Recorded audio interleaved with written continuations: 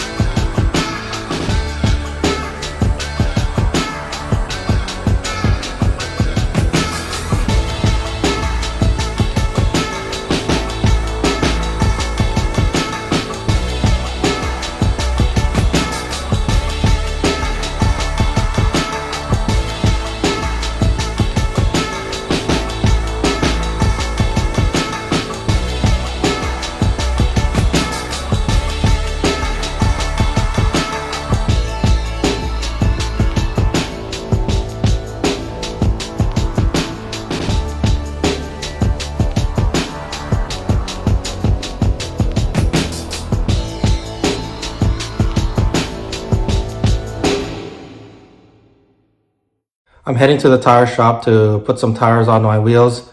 A few months ago, I spoke about the new wheels that I got, and I'm going to put some tires on them now. So the next time you'll see these wheels, they will have some tires on them.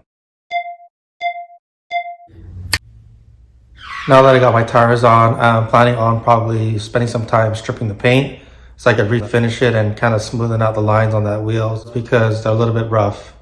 For tires, I went with Hankook Ventus, the Evo 2s, and with the width being 8-inch, I wanted a little bit, very slight stretch, so I went with 225, 45, 17ths.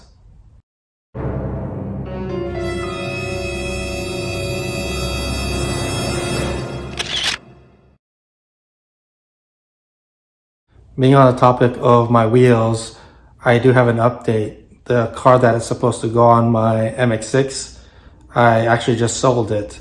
Someone really admired the car and basically made me an offer I couldn't refuse. So I'm on the look for another car, and if I could find another MX-6, but the V6 version and has a sunroof, then that would be probably my first choice. But I've been looking around and shopping for some other cars to replace that. More than likely it'll be a Japanese car. I'm just not too sure which one right now, but some of the things that are on my radar are like the second gen Mitsubishi Eclipse, the last generation Honda Prelude, as well as the last generation Toyota Celica. Before the Eclipse became popular in Fast and the Furious, I actually liked this car back in high school, and I saw it a couple times and I really wanted one, but there wasn't really much available in Guam at the time. There's a lot of potential for this as far as wheels, suspension, and engine modification, so it's one of the cars that's on my radar. Another car that's on my radar is the 5th generation Honda Prelude. This came out later in the 90s, and at the time I was still in Guam, and this is the 2.2 4-cylinder engine, made about 220 horsepower, and at the time in Guam, if you had a Honda Prelude, then you made it. So I have a lot of memories of this car, and it's something that if I find a good deal on one of them, it definitely has a lot of potential to fix up.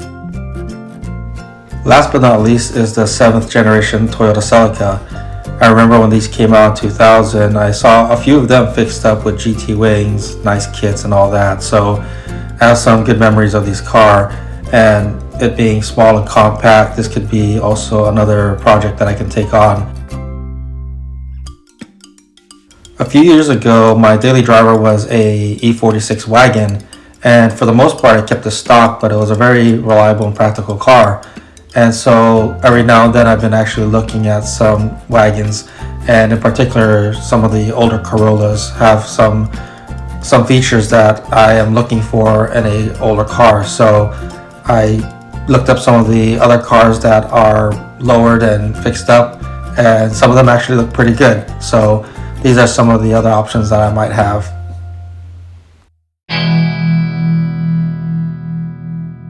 On episode 24, I brought out a new feature for the channel talking about the shoe game. I just picked up a new pair of shoes not too long ago, and on that episode, I mentioned that I collect Nike Air Max running shoes. These are the two shoes I want to cover on today's vlog. The reason why I brought out two is because they share basically the same bottom sole. The difference is mainly on the uppers. And this one is the Air Max 98. I got these in 2016. It was retroed in this specific colorway. I actually had this originally in 97 when they first came out, but it was a different colorway. The next shoe is the one that just came out recently. So these are the Air Max 97s. So these actually came out originally as Midnight Blue, and they came with the voltage yellow air bubble. But this year they brought it out, but half of it is Midnight Blue, and then they added this black on the bottom here, which was originally Midnight Blue as well. So I saw this come out, it reminded me back in the day. So I want to bring these out to compare next to the 98s.